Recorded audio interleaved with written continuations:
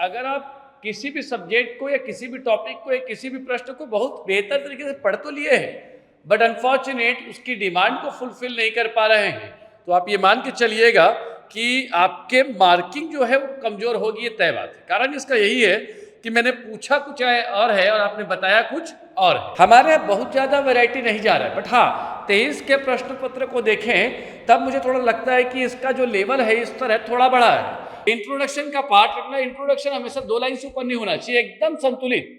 जितना पूछा है उसको परिभाषित कर दो कम शब्दों में, बिना लाग लपेट की। मतलब अगर आपको कॉमन यूनिफॉर्म सिविल कोड की बात की, यूसीसी की बात कही, आप सीधे यूसीसी क्या है वो बताओ समझ को कि भारत के संप्रभुता और सेक्युलरिज्म को ध्यान, ये सब फालतू का बकवास नहीं। ठीक है, जो टॉपिक है उसी पे ही आप अड़िग रहिएगा। और फायदा क्या है तो मैं ऐसे दिखा दूंगा इसको। ये मान लीजिए घाटे का है और ये फायदे का है, तो ऐसे इसको एक को लिख दिया, इसको लिख दिया 40%, इसको लिख दिया 60%। 60% को फायदा और 40% को घाटा। एक तरीका यह हो गया। दूसरा तरीका है, एक और तरीका, ठीक है, मैं इसको इस तरीके से प्रेजेंट कर सकता हूं। ये मान लीजिए मैंने 70% लिख दिया और इसको 30% लिख दिया। ये सारे चीजें हमारे बच्चों की कॉपी में आपको दिख जाएगा। ठीक है, हालांकि याद रखेंगे इसको हम लोग आउटसाइडर्स को नहीं प्रोवाइड करते हैं, बट इस बार कोशिश करेंगे कि वो पीडीएफ आप तक पहुंचाएंगे।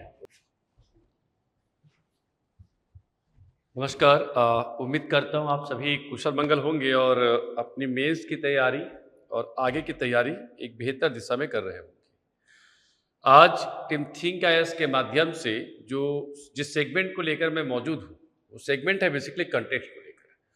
जब हम कंटेक्स्ट कहते हैं उसका तात्पर्य यह है कि जो आपके प्रश्न पूछे गए हैं उस प्रश्न के वास्तविक सारगर्भिता क्या है, या इसको इस तरीके से समझिएगा कि जब हम कोई प्रश्न पढ़ते हैं तो उसके पीछे एक शब्द लिखा होता है।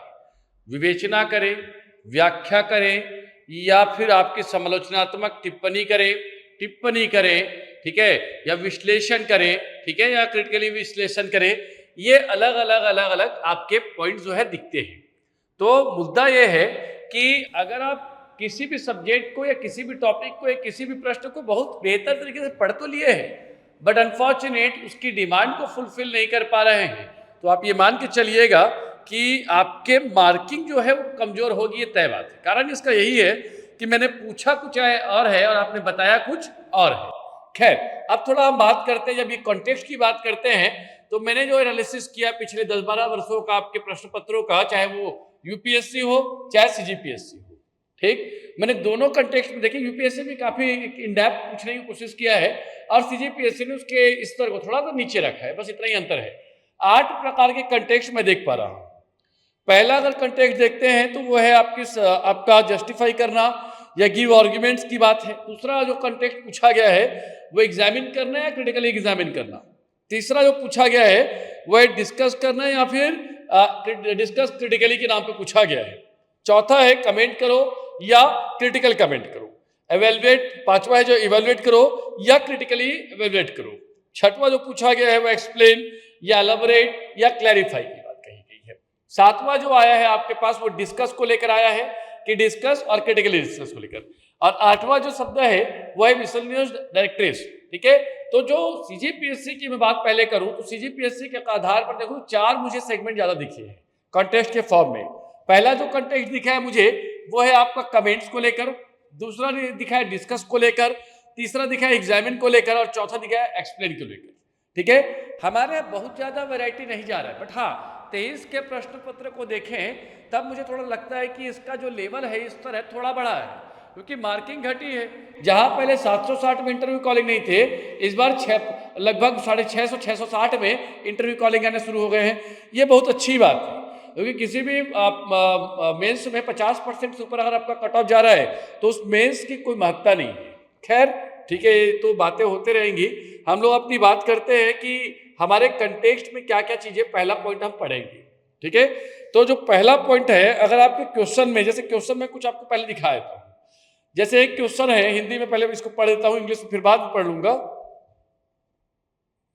भारत में समान नागरिक संहिता यूनिफॉर्म सिविल कोड यूसीसी की बात आपने सुनी होगी, लागू किया जाना चाहिए। टिप्पणी करें, एक प्रश्न आ गया।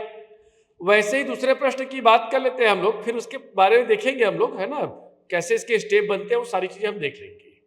ठीक है, एक और जैसे क्वेश्चन है इसके अंतर्गत में, जस्ट मिनट। सूचना का अधिकार 2005 ने भारत में सहभागी लोकतंत्र को सुदृढ़ किया है, टिप्पणी करें। एक क्वेश्चन ये हो गया। ठीक है, अब इसी क्वेश्चन के बाद मैंने पूरे इसको डिजाइन किया, वो अलग बात है। ठीक है, इसी क्वेश्चन को थोड़ा अलग तरीके से देखें हम, मान लीजिए क्रिटिकली डिजाइन करने की बात पर। ठीक, तो दो नंबर में दिया है मैंने, एक यहाँ पे दिया है क्रिटिकल एनालिसिस को लेकर, भारत में राज्यपाल की संस्था अब अपनी उपयोगिता खो चुकी है और इसे पुनः परिभाषित किए जाने की आवश्यकता है। यह है आपका क्रिटिकली एनालिसिस करने का। तो ये क्या है आपका, समालोचनात्मक टिप्पणी करना। तो ये दो प्रकार के प्रश्न आपके यहाँ बहुत कॉमन है। ठीक है, तो सबसे पहले हम समझते हैं कि क्रिटिकल कमेंट और क्रिटिकल कमेंट के बीच में दो मूल डिस्कस का मुद्दा है, वो क्या होना चाहिए। चलिए, ठीक, तो देखिए, कमेंट करें या टिप्पणी करें, हिंदी में अगर देखें एकदम सामान्य हिंदी में, ठीक है, तो इसके अंतर्गत जब देखते हैं हम लोग, तो ये हमको समझ आता है, ध्यान सुनिएगा, कि यह आपकी दृष्टि, आपकी राय या आपकी स्थिति को दर्शाता है। अर्थात किसी विषय या कोई मुद्दा है, उसमें अपने विचार के पक्ष को रखना और उदाहरण सहित उसकी प्रस्तुतिकरण करना ही क्या है आपका, टिप्पणी करना है। एक सामान्य शब्दों में है, जैसे एक एग्जाम्पल है, रायपुर एक औद्योगिक नगर के रूप में दिखता है, टिप्पणी करें। तो अब ये समझिएगा, आप अपनी राय रखिए कि वास्तविक में रायपुर जो है वो औद्योगिक घराने होने का कारण क्या है। तो एक उद्योग होगा, ठीक है, एक व्यापार वाणिज्य होगा, एक आयात निर्यात होगा, एक निवेश होगा, एक याद रखेंगे औद्योगिक पार्क होंगे, औद्योगिक क्षेत्र होंगे। तो ये जितनी पॉइंट्स है उसको राय रखना, उस पर अपनी विचार रखना और एकदम सरलता के साथ जो पूछा है उसको सकारात्मक दृष्टिकोण। तो याद रखना, कमेंट करें कभी भी नेगेटिव पर्सपेक्टिव नहीं हो सकता है, सदैव याद रखेंगे क्या होगा, उसके सकारात्मक पक्ष, या एक कहो हम उसके फेवर में ही बात करेंगे, तब वो टिप्पणी करना है। और वही जब बात करते हैं हम लोग कहां पर, इसके क्रिटिकल कमेंट की, तो क्रिटिकल कमेंट में क्या होगा, दोनों लॉजिक। जैसे मान लीजिए कह दिया कि छत्तीसगढ़ के राजधानी नवा रायपुर में, ठीक है, नया रायपुर कह लो भाई आजकल, ठीक है, नवा रायपुर या नया रायपुर में, ठीक, औद्योगिक घराना लगा का निर्माण या का उदय एक नए परिवर्तन को शामिल करेगा, नए परिवर्तन को प्रदर्शित करेगा, समालोचनात्मक टिप्पणी करें, क्रिटिकल कमेंट करें। तो एक क्या होगा कि उद्योग लगेगा, तो सकारात्मक पक्ष क्या होंगे, और उद्योग लगने से नकारात्मक पक्ष कैसे होंगे। जैसे नकटी गांव में भी विधानसभा के जो मेंबर हैं, विधायक है, उन लोग के लिए मान लीजिए घर बनाने की बात हुई थी, है ना। हालांकि याद रखेंगे कुछ नेताओं ने इसका सपोर्ट किया और कुछ अच्छे नेताओं ने याद रखेंगे इसका विरोध करके बंद कराने की अपनी मुहिम जारी की। ठीक है, साधुवाद उन नेताओं को कि ऐसे भी नेता भी भारत में जिंदा है। ठीक है, खैर, तो अपन आगे बढ़ते हैं। तो इसमें क्या होगा सर, एक तरफ आपका आ गया कौन सा, सकारात्मक पक्ष, और एक तरफ क्या आ गया, नकारात्मक। नकारात्मक मतलब चुनौतियां क्या प्रदर्शित होंगी, विपक्ष क्या होगा इसकी, ठीक है, और एक तरफ पक्ष क्या होगा। तो ये याद रखना है, जब भी समालोचनात्मक टिप्पणी कहे तो आप इसको संसद पटल समझिएगा कि कोई भी विषय रखेंगे तो अगर मान लीजिए रूलिंग पार्टी कहे तो वो हाँ में हाँ मिलाएगा, और विपक्ष है तो उसका हमेशा अपोज करेगा। तो वैसे ही समझना, उसके पक्ष और विपक्ष दोनों के बीच में जो एनालिसिस करना होगा, वही बेसिकली क्या है आपका क्रिटिकली कमेंट्स की बात होगी, या इसी को कहते हैं समालोचनात्मक टिप्पणी करना। ठीक है, तो पॉइंट याद रहेगा, अगर टिप्पणी पूछे तो सिर्फ पक्ष, और क्रिटिकल कमेंट्स पूछे तो क्या कहना है, पक्ष और विपक्ष दोनों रखना है इसमें। ठीक है, तो यहाँ पे जैसे एक और चीज इसमें याद रखना, विश्लेषण तो करना है, वो तो तय बात है, परंतु उदाहरण प्रस्तुत करना, मैं दिखाऊंगा उदाहरण कैसे बनते हैं हमारे यहाँ, और कैसे अपने आंसर को सुंदर लिखते हैं, वो भी एक अलग कहानी है, उस पर बाद में बात कर लेंगे। ठीक है, चलिए अब इस पर हम बात करते हैं कि इसका अप्रोच कैसे होगा, किस तरीके से लिखेंगे। ठीक है, तो हमेशा याद रखना कि अगर आपको कमेंट पूछे, क्रिटिकल कमेंट पूछे, तो सबसे पहले 3 अलग अलग सेक्शन को याद करके चलना। मैं 3 इसके अप्रोच में आपको इसको लाने की कोशिश करूंगा। ठीक है, ध्यान रखना चीजों को, 3 या 4। ठीक है, तो इसको दिखने के पहले मैं आपको इसके 5 मुद्दे दिखा देता हूं। हम 5 जानबूझ के रखे हैं, जनरली मैं 3 में इसको समाहित करता हूं, अगर 8 नंबर में आए तो। पहला हमेशा याद रखना, इंट्रोडक्शन का पार्ट रखना। इंट्रोडक्शन हमेशा 2 लाइन से ऊपर नहीं होना चाहिए, एकदम संतुलित। जितना पूछा है उसको परिभाषित कर दो कम शब्दों में, बिना लाग लगे लपेट की। मतलब अगर आपको कमल यूनिफॉर्म सिविल कोड की बात की, यूसीसी की बात कही, आप सीधे यूसीसी क्या है वो बताओ समझ को, कि भारत के संप्रभुता और सेक्युलरिज्म को ध्यान, ये सब फालतू का बकवास नहीं। ठीक है, जो टॉपिक है उसी पे ही आप अड़िग रहिएगा। ठीक है, दूसरा है मुख्य भाग। मुख्य भाग कैसे बनेगा इसके पिछले बैग में दिखाऊंगा आपको। तीसरा है ग्राफिकल रिप्रेजेंटेशन। अब ग्राफिकल रिप्रेजेंटेशन क्या होता है, ये भी एक क्वेश्चन उठ रहा होगा दिमाग में आपके। तो देखिए, ग्राफिकल रिप्रेजेंटेशन के लिए क्या करेंगे हम लोग, ध्यान सुनिएगा। जैसे मान लीजिए ये ऐसे एक ग्राफ बना दो, एक्स एक्सिस और वाई एक्सिस का, एक ये हो गया। दूसरा जैसे मान लीजिए इसमें पूछा है ग्राफिकल रिप्रेजेंटेशन में कि घाटा और फायदा क्या है, तो मैं ऐसे दिखा दूंगा इसको। ये मान लीजिए घाटे का है और ये फायदे का है, तो ऐसे इसको एक को लिख दिया, इसको लिख दिया 40%, इसको लिख दिया 60%। 60% को फायदा और 40% को घाटा, एक तरीका यह हो गया। दूसरा तरीका है, एक और तरीका, ठीक है, मैं इसको इस तरीके से प्रेजेंट कर सकता हूं। ये मान लीजिए मैंने 70% लिख दिया और इसको 30% लिख दिया। ये सारे चीजें हमारे बच्चों की कॉपी में आपको दिख जाएगा। ठीक है, हालांकि याद रखेंगे इसको हम लोग आउटसाइड साइडर्स को नहीं प्रोवाइड करते हैं, बट इस बार कोशिश करेंगे कि वो पीडीएफ आप तक पहुंचाएंगे। तो इसको लिख दीजिए, मान लीजिए पॉजिटिव मतलब जिसके लिए फायदा होगा और जिसके लिए घाटा होगा। ऐसे तमाम करीब करीब 40 अलग अलग हम लोग सिंबल का यूज करते हैं ग्राफिकल रिप्रेजेंटेशन में, कि अगर 8 नंबर 10 नंबर 15 नंबर और ऐसे में आएगा तो कैसे लिखना है। तो ये सारी चीजें ग्राफिकल रिप्रेजेंटेशन काफी काम आती है। तीसरा ऐसा हो सकता है ग्राफिकल रिप्रेजेंटेशन 1 2 3 4 और 5। मान लीजिए एक पूछा है कि औद्योगिकरण से नवा रायपुर में क्या प्रभाव पड़ेगा, तो एक तो है आर्थिक प्रभाव, एक सामाजिक प्रभाव, एक सांस्कृतिक प्रभाव, एक हो गया उसका भौगोलिक प्रभाव, ठीक है, और एक हो गया याद रखें उसका समसामयिकी प्रभाव। तो ये सारी चीजें आप ला सकते हो। ठीक है, तो ये इसको बोलते हैं हम लोग रिप्रेजेंटेशन की बात। अब आते हैं अगले पॉइंट पर, ध्यान सुनो। ठीक है, जब हम देखते हैं इसकी मेन बॉडी को, तो मेन बॉडी में क्या क्या चाहिए, ठीक, इंट्रोड्यूस क्या करना है आपको। तो मैं हमेशा कह रहा हूं कि जब भी इंट्रोडक्शन करेंगे तो उस टॉपिक के अंडरस्टैंडिंग को, उस टॉपिक के मूल डिमांड को और उसकी परिभाषा को बर लिखना है आप। जैसे मान लीजिए एक क्वेश्चन पूछा है, भंगाराम मड़ई की है संपूर्ण विवेचना, संपूर्ण व्याख्या करते हुए उस पर एक विस्तार पूर्वक टिप्पणी करें।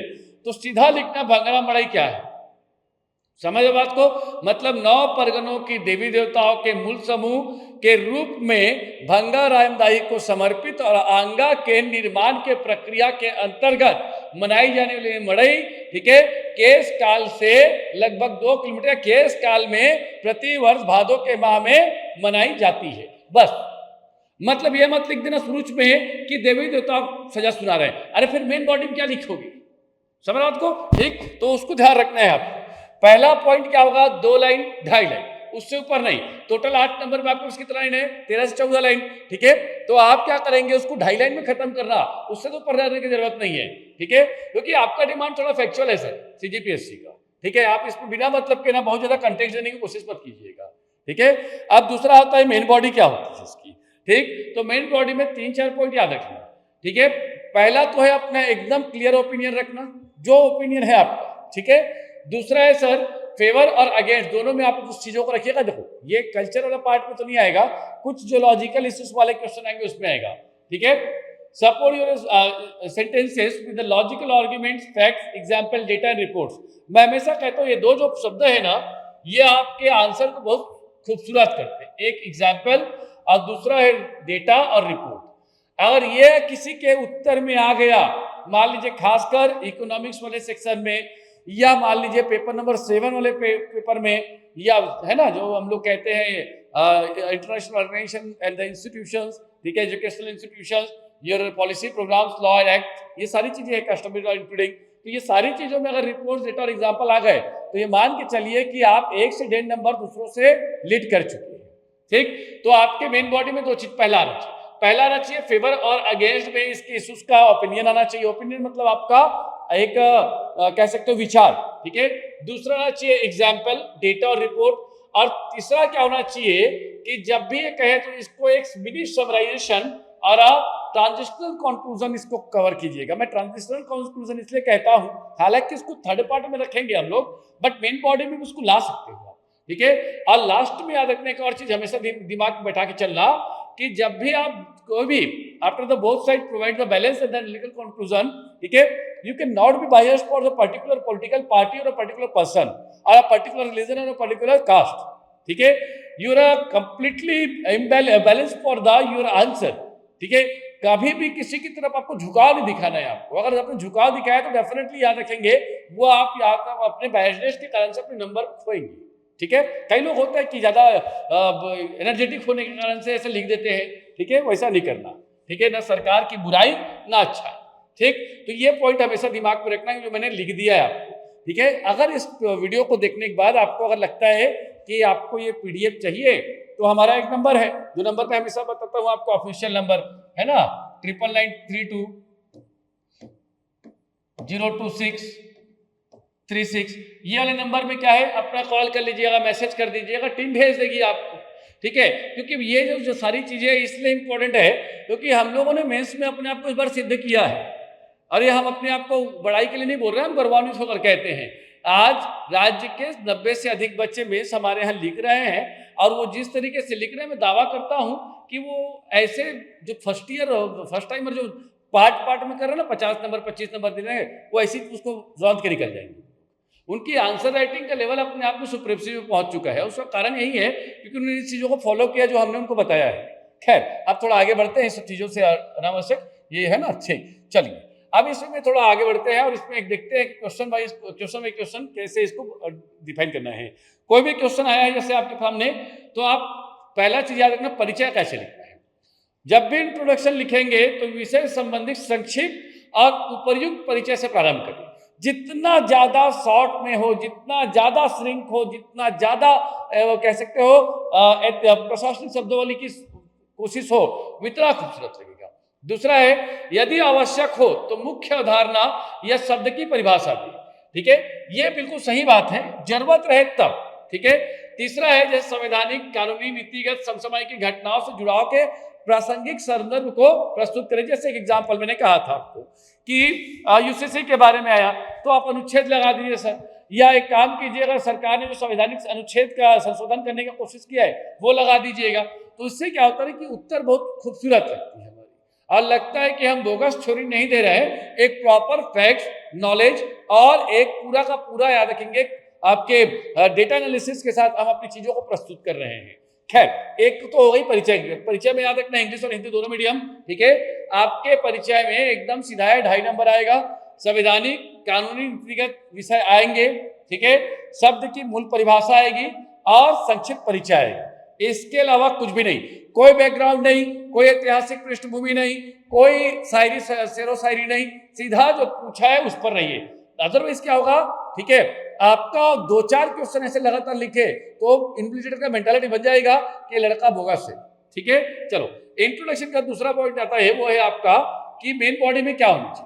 मेन बॉडी में कुछ चीजें मैंने लिखा है, जैसे मान लीजिए अगर कमेंट्स को लेकर डायरेक्टर्स पूछता है आपको, ठीक है, तो क्या लिखना है, clearly express your opinion and the view point, definitely आप क्या सोचते हैं।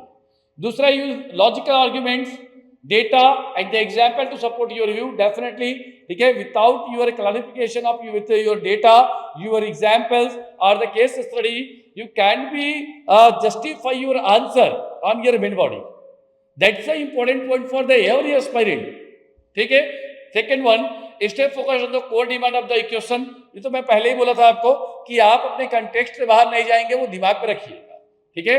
तीसरा है कि at the relevant comments report case study policies real life incidences. Real life incidences आप लोग यूज मत कीजिएगा, कोशिश करना है कि पॉलिसीज और रिपोर्ट्स पर ही आप लोग भेज रहे हैं। अगर कमेंट्स पूछा है तो आप मान लीजिए क्रिटिकली कमेंट्स आया, तब उसका मेन बॉडी कैसा होगा, मैं पूरा इसका दिखाऊंगा आप लोग को आंसर कैसे लिखते हैं, ठीक है। बेनिफिट्स, मेरिट्स, ऑब्जेक्टिव फुलफिल करिए पहले आप, policy intent, constitutional background I mean banking, ठीक है, सक्सेसफुल एग्जाम्पल्स वो जरूर रखिएगा, प्रेजेंट निगेटिव साइड्स को अवॉइड कीजिएगा, ध्यान रखिएगा, ठीक है। और सबसे बड़ी बात, जब आप लोग कभी भी एक क्रिटिकली एवेलुएट करेंगे, कमेंट करेंगे या एनालिसिस करेंगे, तो ध्यान रखना, एक नकारात्मक छवि को बनने मत दीजिएगा। नकारात्मक छवि कैसे होती है कि सरकार ने सुशासन तिहार लाया और सुशासन तिहार में याद रखेंगे सिर्फ घूमने का काम किया, तो ये निगेटिव हो जाएगा भैया, ऐसा नहीं लिखना है। ठीक है, अब घूम ही रहेगा तो तुमको क्या मतलब, ठीक है, क्लियर रहेगा। वो कर रहे हैं अपने अच्छा, क्योंकि सरकार और प्रशासन तुम्हारे लिए हमेशा सही होनी चाहिए, जब तक एग्जाम नहीं निकले तब तक। एग्जाम निकलने के बाद तुम्हारा चॉइस, ठीक है। हाँ, अब ये इसको मत समझिएगा कि मैं कुछ अलग बोलने की कोशिश कर रहा हूँ, बोल वही रहा हूँ जो तुम समझ रहे हो, ठीक है। चलिए अब बात करते हैं हम कंक्लूजन पर, निष्कर्ष। तो निष्कर्ष कैसे होगा, एक संतुलित और भविष्य दृष्टि युक्त निष्कर्ष होना चाहिए। मैं हमेशा कहता हूँ वे टू फॉरवर्ड का यूज किया करो, आगे की राह क्या। मान लीजिए सुशासन तिहार पूछा है आपको, ठीक है, तो सुशासन तिहार में आगे की राह क्या होगी, ठीक है। तो आप जो सोचते हो सकारात्मक दृष्टि के साथ लिख देना, होना नहीं होना तुम नहीं जानते, मैं नहीं जानता, ठीक है। बट आंसर ऐसे लिखते हैं कि हम बन जाए और प्रशासन में आ जाए, उसके बाद जो ऊपर से आगे से आगे कर लेंगे, ठीक है ना। बहुत ज्यादा उसमें दिमाग मत लगाना। कहीं क्या है, कई बार आप लोग क्या करते हो, बहुत ज्यादा ना क्रिटिकल एनालिसिस के चक्कर में बहुत सही लिख देते हो। तो भैया रियल लाइफ का एक्सपीरियंस मत लिखना है कि मैं पटवारी ऑफिस गया, पटवारी 5,000 रुपये मंगा, ऐसा वाला मत लिख देना है, ठीक है। तो बेसिकली क्या करना है, एक पॉजिटिव पॉइंट बनाना चाहिए, एक भविष्य में क्या अच्छा हो सकता है ये लिखना है, ठीक है। और सकारात्मक दृष्टिकोण से आप अपने आप को क्या करेंगे, प्रस्तुत करेंगे। इस जब भी अगर आपको पूछे क्रिटिकल कमेंट्स और कमेंट्स डर रहेगा, ठीक। अब मैं इसके कुछ ना प्रश्न के आधार पर तुमको दिखाता हूं। अच्छा, नंबर कैसे बढ़ते हैं, अगर देखें कमेंट्स वाले क्वेश्चन आते हैं तो नंबर कैसे बढ़ते हैं। पहला है शीर्षक और उपशीर्षक का प्रयोग करें। अब आपके यहाँ प्रयोग करने की जगह नहीं है तो सब हेडिंग को बहुत जबरदस्त रखा करो। जैसे मान लीजिए आपने कोई सुझाव दिया, ठीक है, तो एक पॉइंट कैसे लिखा, एक बच्चे ने लिखा कि सभी अधिकारियों को जनता के बीच पहुंचकर उनकी समस्याओं को सुनकर निष्कर्ष निकालना चाहिए। तो ये ना ऐसे लग रहा है कि अखबार में हम लोग पढ़ रहे हैं। अब अखबार का नाम क्यों लग रहा है, क्योंकि उनके यहाँ भाषा शैली नहीं होती अखबार में, समझ लो आपको। बस ने मारी ट्रक को ठक्कर, 6 मृत 8 घायल, है ना। कोई गुंडा मवाली का फालतू फालतू रोज फोटो छाप रहे हैं, क्योंकि उनके पास कुछ नहीं है ना, वो नहीं थी तैयारी की यूपीएससी की, किए होते तो ऐसे नहीं लिखते। खैर, तो अपन इसमें चलते हैं। अब क्या है कि शीर्षक कैसे होगा, तो कैसे लिखना है, ठीक, नव लोक प्रशासन एवं प्रशासनिक सुदृढ़ता के साथ लोगों तक पहुंच एवं संपर्क। तो दोनों में बहुत अंतर हो जाता है लिखने और बोलने में, ठीक है, क्योंकि तुम प्रशासनिक अधिकारी हो ये मान के चलो और ये मान के लिखो, समझ को, ठीक। दूसरा है मुख्य शब्दों वाक्यांशों को रेखांकित करें। एकदम सही चीज है कि जब भी आप कोई भी ऐसे पॉइंट्स रहे जो एकदम यूनिक है, जैसे मान लीजिए आपने लिख दिया है, ठीक है, एक बढ़िया पॉइंट कि शेड्यूल, जैसे इंग्लिश मीडियम है तो शेड्यूल कॉल्ड इंटेलेक्चुअल लिख दिया मान लीजिए आपने, तो नया शब्द है आपके लिए, अंडरलाइन करो। कुछ कीवर्ड्स लगा रहे हो, अंडरलाइन करो। मैं लगभग 100 कीवर्ड्स आपको प्रोवाइड करा दूंगा, आप मुझे व्हाट्सअप करते चलिएगा ऑफिशियल नंबर पे, ठीक है। मैं पुनः रिपीट कर रहा हूँ, ऑफिशियल नंबर 9993202636, इस नंबर पे आप अपना मैसेज भेज दीजिएगा, ठीक है। मैं मैसेज इसलिए बोल रहा हूँ आपको क्योंकि अभी 16 जून से कुछ बड़ा धमाका होने वाला है टीम थिंक ऐस के द्वारा। मतलब छात्र हित में एक ऐसा नया फैसला लिया जा रहा है जो आप हो सकता है आप सभी के लिए एक स्वर्णिम भविष्य की रचना के लिए वो कारगर सिद्ध हुआ, ठीक है। और ये लाने के पीछे का भी मूल उद्देश्य यही है कि हम लोग क्यों मेंस में अपने आप को कहते हैं कि एक सबसे बेहतर स्थिति पर अपने आप को क्यों दिखाते हैं और क्यों मानते हैं। उसका कारण है क्योंकि हमारे यहाँ वो क्लास है जो आप देखना चाहते हो मेंस को लेकर, ठीक है। चलिए तो अगले पॉइंट पर चलते हैं कि अंडरलाइन समझ के बाद को आप कोई भी ऐसा नया कीवर्ड्स आया तो कीवर्ड्स लगाओ। कीवर्ड्स क्या है, चुभता है कि जो चुभता मतलब यह आई कैचर होता है। तो जब वो आदमी के पढ़ता है ना तो वो पॉइंट्स को तुरंत देखेगा तो डेफिनेटली वो क्या करेगा, उसको ग्रैप्स करता है और उसमें मार्किंग बढ़ाता है, चाहे वो दुनिया का कोई भी न्यूमरेटर हो, यूपीएससी का हो, स्टेट पीसीएस, तमिलनाडु पीसीएस, किसी का भी हो। कीवर्ड सबको अच्छे लगते हैं, जिन्होंने यूपीएससी तैयारी की होगा उसको कीवर्ड्स की महत्ता पता हो, ठीक है। रिपोर्ट का उल्लेख करें, जैसे यूपीएससी एआरसी का प्रयोग करते हैं, और तुम लोग अपनी योजनाओं का ये उल्लेख कर दो, छत्तीसगढ़ वाले जो योजनाएं हैं, ठीक है। उसके बाद जहां जरूरत हो, उपयुक्त हो, वह संविधान के अनुच्छेद, एसडीजीज और न्यायिक निर्णय का उपयोग करें। बहुत शानदार ये एक कंटेंट होता है कि अगर मान लीजिए हम लोग जो सतत विकास लक्ष्य है या संविधान के कुछ अनुच्छेद है या संवैधानिक कोई पटाक्षेप है या मान लीजिए कोई न्यायिक निर्णय है या उद्घोषण है, उन सब को जब समाहित करते हैं ना तो लगता है कि आपके उत्तर जो जीवंत हो गए। बट उसको बिल्कुल बाइफरकेट फॉर्म में ना, बल्कि थोड़ी नहीं करना है आपको, ठीक है। और चौथा है समय सीमा और तार्किक प्रवाह का पालन करें। अब तार्किक प्रवाह क्या होता है? तो तार्किक प्रवाह का एकदम सीधा सा मतलब यही है कि जब आप लिख रहे हो तो एक फ्लो बना होना चाहिए, एक पॉइंट से दूसरा पॉइंट, दूसरे पॉइंट से तीसरा पॉइंट, तीसरे चौथा, जब तक आपका शब्द सीमा खत्म नहीं हुआ है 100 या आपका 125 या 175 या 750, तब तक वो फ्लो बना होना चाहिए। क्योंकि जब मैं आंसर चेक करता हूं तो मैं यही देखता हूं कि पहला शब्द और उसका सवा शब्द एक दूसरे से जुड़ा हुआ है कि नहीं है जुड़ा, तो मान के चलिए वो फ्लो में स्टैंडर्ड मार्क्स नहीं फिर मिलेंगे। स्टैंडर्ड मार्क्स में क्या कहता हूं, जैसे 3.5 4, और ब्राइट मार्क्स क्या कहता हूं 6 नंबर मिल रहा है तुमको तो ब्राइट मार्क्स है। ठीक है, तो ये पॉइंट याद रखना कि कैसे इसको लिखना है। अब एक देखो, एक क्वेश्चंस के माध्यम से तुमको दिखाता हूं। The right of information Act 2005 had the strict to participatory democracy in India comments। Hindi में अगर पूछूं इसको तो सूचना का अधिकार अधिनियम 2005 ने भारत में सहभागी लोकतंत्र को सुदृढ़ किया है। टिप्पणी करें। सबसे पहले क्या जानना है आपको कि इस पूरे प्रश्न का मूल सारांश कहाँ छुपा है, तो वो है कहाँ पे, सहभागी लोकतंत्र।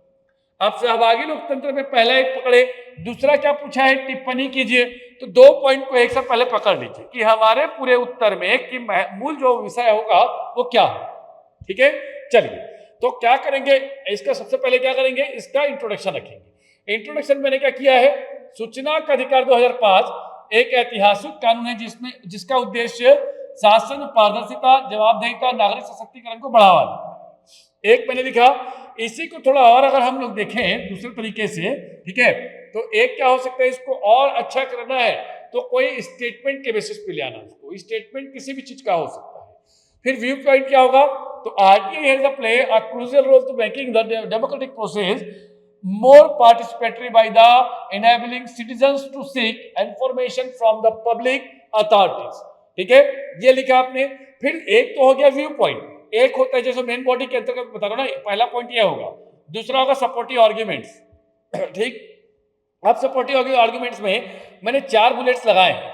ठीक है, और 4 बुलेट पे लगाना है, पहला transparency, second one your accountability, third one your empowerment and the fourth one is your democratic participation in RTI. ठीक है, तो अपनी भाषा में तुम इसको लिख लेना भाई, मेरे अनुसार से मत लिखो उसको। ठीक है, अपनी अपनी भाषा है, अपने अनुसार से लिखना।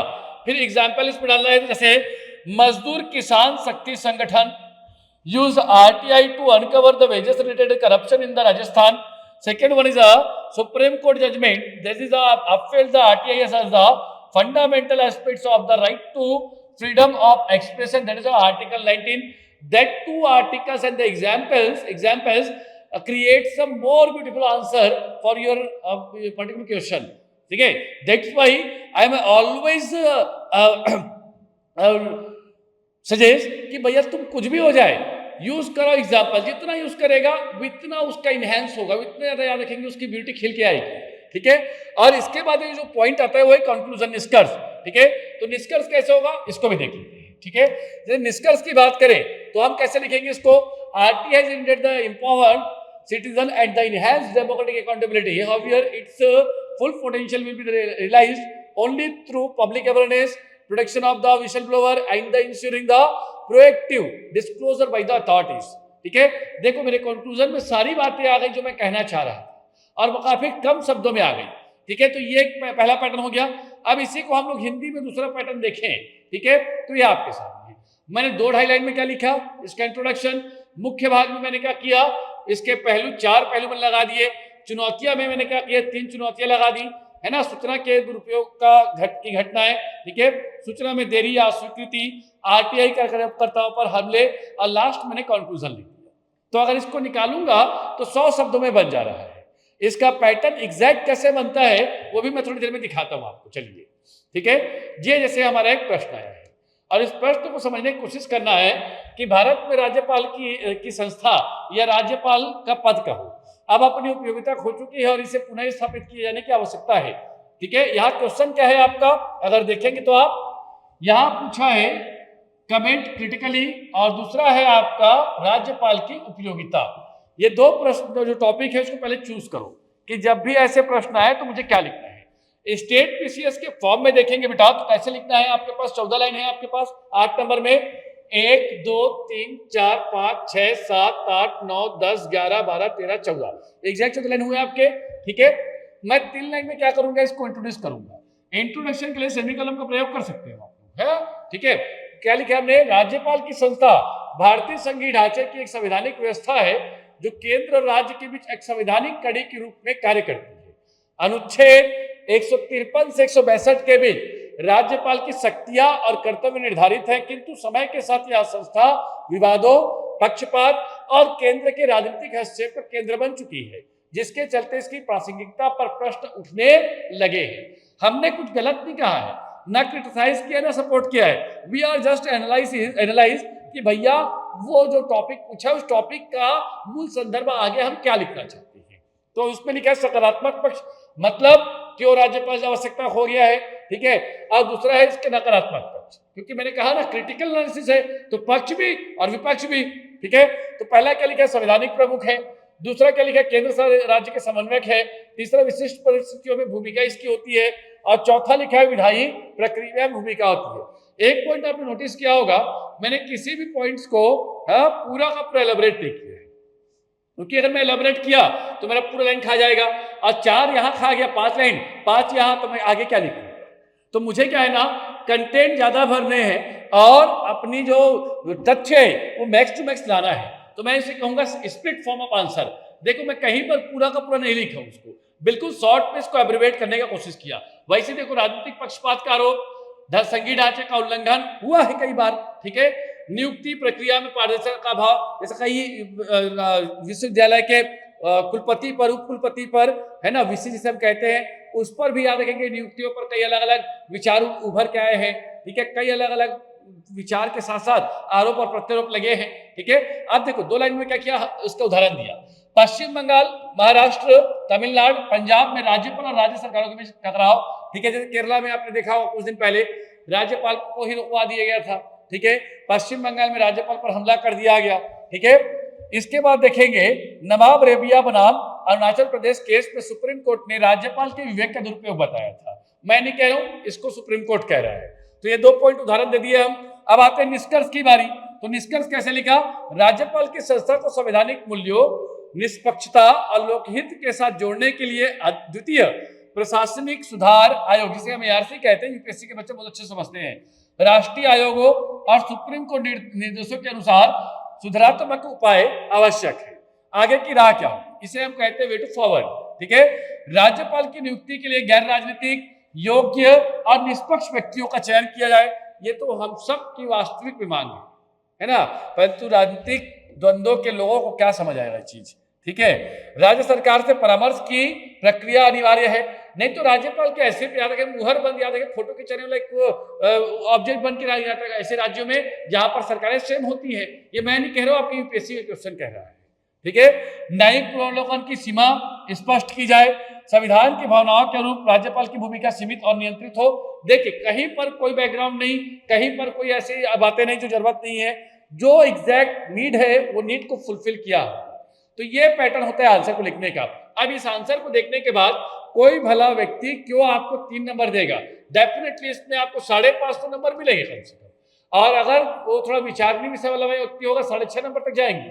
तो पैटर्न ये रखो ना भाई, क्यों दिमाग लगा रहे हो आप, इस पर प्रैक्टिस करो। जो इस बार अभी 26 को मेंस लिख रहा है उनके लिए भी महत्वपूर्ण है, और जो अगले साल देने चाह रहे हैं, जिनको 3 साल बाद भी देना है, जिनको यूपीएससी देना है, ठीक है, वो सारे बच्चों के लिए यूजफुल है।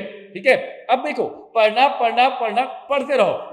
ठीक है, लिखना ही नहीं आएगा तो पढ़ गया करोगे। कई लोग 7 बार 6 बार मेंस लिख के बैठे हैं, तो घर में उस पोस्टर लगा के बैठोगे कि प्रीलिम्स निकाले हो। ठीक है ना, वो अलग बात है ना। उसी बीच में कही गया है ना, कुछ चंगर बिट्टू लोग जो है वो मेंस को अलग तरीके से बता रहे हैं कि पूरा पैराग्राफ भैया थोड़ा अगर नहीं लिखे हो तो बच्चों को दिग्भ्रमित मत करो। ठीक है ना, क्लियर रहेगा। ठीक, तो ये कहानी आपको पूरी याद होनी चाहिए। तो एक जो आज का टॉपिक मेरा समाप्त हुआ, एक क्वेश्चन के माध्यम से और इसको कंप्लीट करता हूं, फिर इसका पार्ट, अभी 8 पार्ट टोटल वीडियो आएंगे इसकी। कोशिश करें आप लोग शेयर करते चलिएगा, लोगों तक पहुंचना चाहिए चीजें। इसका कारण यह है क्योंकि आज भी छत्तीसगढ़ के हमारे बच्चे जो है ना, आंसर राइटिंग में वो प्रभावशाली वो छोड़ नहीं पा रहे इम्पैक्ट को, जो इम्पैक्ट की मैं हमेशा कैसे तो मांग करता हूं या जिसकी चाहत रखता हूं खैर ठीक है, वो चीजें बदलेंगी और श्रेष्ठ बनेगा छत्तीसगढ़, उसमें तो कोई सवाल ही नहीं उठता है। ठीक है, अब एक क्वेश्चन मैं और दिखाता हूँ, फिर इसके बाद मैं दूसरे लेक्चर को कल अपडेट वो करेंगे, अपलोड करेंगे। ऐसे ही लगातार 8 दिन में आपके 8 लेक्चर आपके अपलोड होंगे। ठीक है, बढ़िया, कमेंट करो, लोगों तक पहुंचाओ। ठीक है, और मेंस की वास्तविक महत्ता को समझने की कोशिश करो। ठीक है, आपको भी मजा आएगा और एक वास्तविक जो रियल कंपटीशन है ना, वो उभर के आएगा। फिर अब एक क्वेश्चन आया है कि भारत की विदेश नीति अब राजनीतिक स्वायत्तता द्वारा अधिक प्रभावित हो रही है। ठीक है, बड़ा अच्छा क्वेश्चन है। क्वेश्चन में क्या है? राजनीतिक स्वायत्तता, दूसरा है विदेश नीति और तीसरा है टिप्पणी।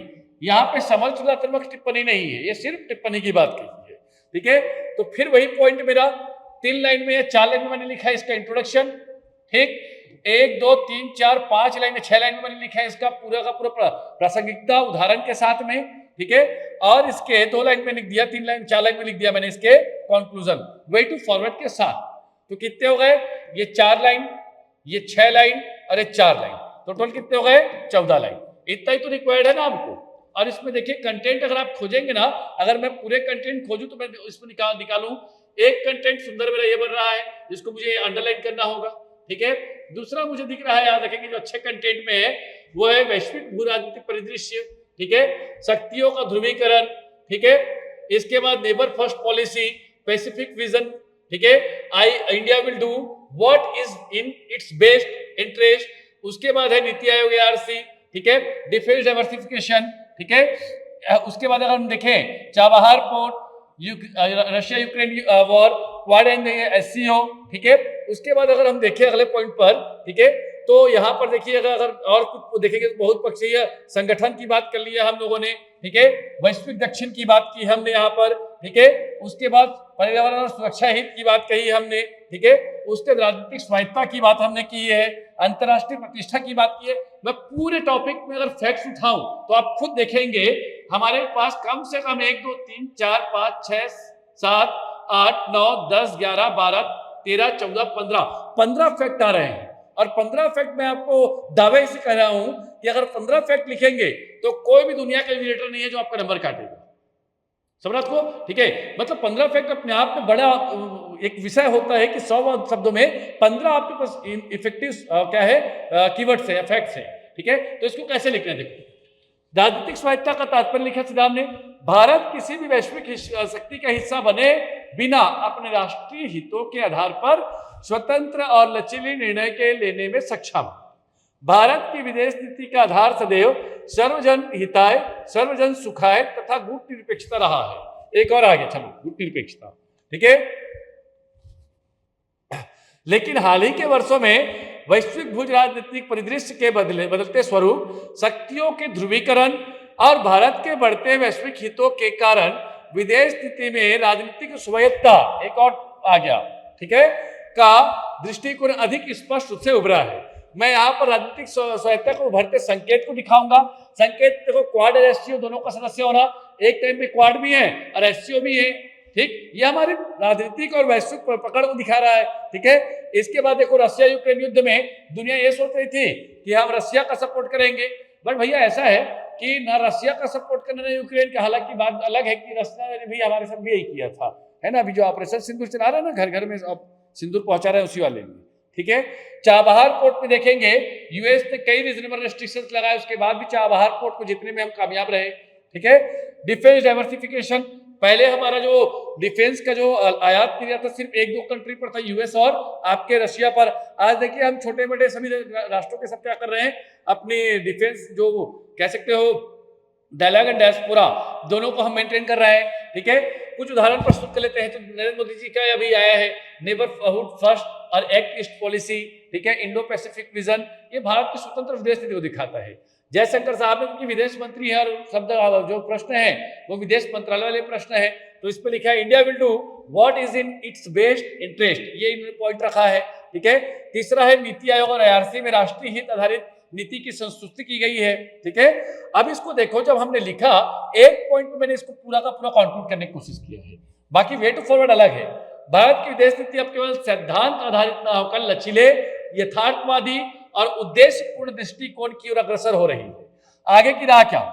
बहुउद्देशीय बहुपक्षीय संगठनों में सक्रिय भागीदारी, वैकल्पिक राजनीतिक साझेदारी, वैश्विक दक्षिण की आवाज बनना और अपने आर्थिक पर्यावरणीय सुरक्षा हितों की रक्षा करना मूल पर्याय माना जा रहा है। साथ ही साथ राजनीतिक स्वायत्तता न केवल भारत की अंतर्राष्ट्रीय प्रतिष्ठा को मजबूत करती है, बल्कि यह राष्ट्रहित को सर्वोपरि ध्यान रखने का सूचक भी है। इससे बढ़िया आंसर क्या हो सकता है? ये मतलब मैं कहूं कि अच्छा, ये जो आंसर देख रहे हैं ना, ये हमारे बच्चों के आंसर है। इसको हम लोगों ने डिजिटल फॉर्म में इसको भले कन्वर्ट कर लिया है। ये जो हमारे मेंस में इस बार जो बच्चे लिख रहे हैं वो सब उन्हीं के आंसर है, ये हमारे आंसर नहीं है। ये जितना भी आप पर्सपेक्टिव में आपको दिखा रहा हूं, ये सारे उन बच्चों के आंसर है। तो आप बताओ कि मैं कैसे भी कहूं कि ये बच्चे जो है आपके टॉप 10 में दिखेंगे, 100% दिखेंगे। बस थोड़ा लक मिल जाए, थोड़ा इंटरव्यू सही चले जाए और वो 4 दिन जो है उनके जीवन का सर्वश्रेष्ठ दिन कहलाए, बस इतनी तो कामना है, फिर टॉप 10 में 100% हो बच्चे। खैर, तो ये समझ आ गया आपको बात, ठीक है। तो ये एक टॉपिक आपको मैंने पूरी तरीके से क्लियर किया, ठीक है। अगले टॉपिक पे हम लोग पढ़ेंगे, वो है आपका डिस्कस एंड डिस्कस क्रिटिकली। ये भी बहुत खूबसूरत एक टॉपिक है जिसको हम लोग अगले लेक्चर में आपको दिखाएंगे, ठीक है। आज के लिए इतना ही। हाँ, आग्रह है आप लोगों तक पहुंचाए इसे। मेंस की वास्तविक तैयारी करने वाले जो बच्चे हैं, है ना, और जो वास्तविक में सीजीपीएससी को एकदम रियल एस्पायरेंट के रूप में अपने आप को देख पा रहे हैं। तीसरा है जो वास्तविक रूप से सिर्फ और सिर्फ सीजीपीएससी यूपीएससी पर फोकस्ड है, ऐसे बच्चों तक पहुंचाए इसे। यह आग्रह भी है, आग्रह के साथ साथ सलाह भी है, क्योंकि ये सारी चीजें जानना आपको अनिवार्य है। ये नहीं पता होगा और सिर्फ पढ़ाई करेंगे तो उससे एग्जाम नहीं निकलेगा, ठीक है। और मैंने आपको बताया था कि 16 तारीख को कुछ नया होने वाला है आपको लिए, ठीक है। और 16 तारीख को एक ऐसी घोषणा होगी कि मुझे भी लगता है कि आज थिंक आईएएस खुले लगभग 30 महीने 25-30 महीने होने जा रहे हैं, ठीक है। और ये उतने दिनों में पहली बार इतनी बड़ी घोषणा हम करने जा रहे हैं। वो घोषणा अभी तो तुरंत नहीं अनाउंस करूंगा मैं, ठीक है। उसके थोड़े थोड़े ना आपको मैं हिंट देते चलूंगा सब वीडियोस में, ठीक है। ये सभी बच्चों के लिए एक स्वर्णिम भविष्य के लिए वास्तविक में एक राह बनी, चाहे वो ग्रामीण स्तर का हो, उच्च स्तर का हो, आधिकारिक लड़का हो, किसी किसान का पुत्र हो, कोई भी हो, ये सब के लिए एक माइलस्टोन क्रिएट होगा। ये मेरा वादा है आपसे। चलिए मिलते हैं आपसे। Thank you so much. Like करें, सब्सक्राइब करें और वीडियो के इस पीडीएफ को जानने के लिए, मंगने के लिए आप 9993202636 में हमसे संपर्क करें। धन्यवाद।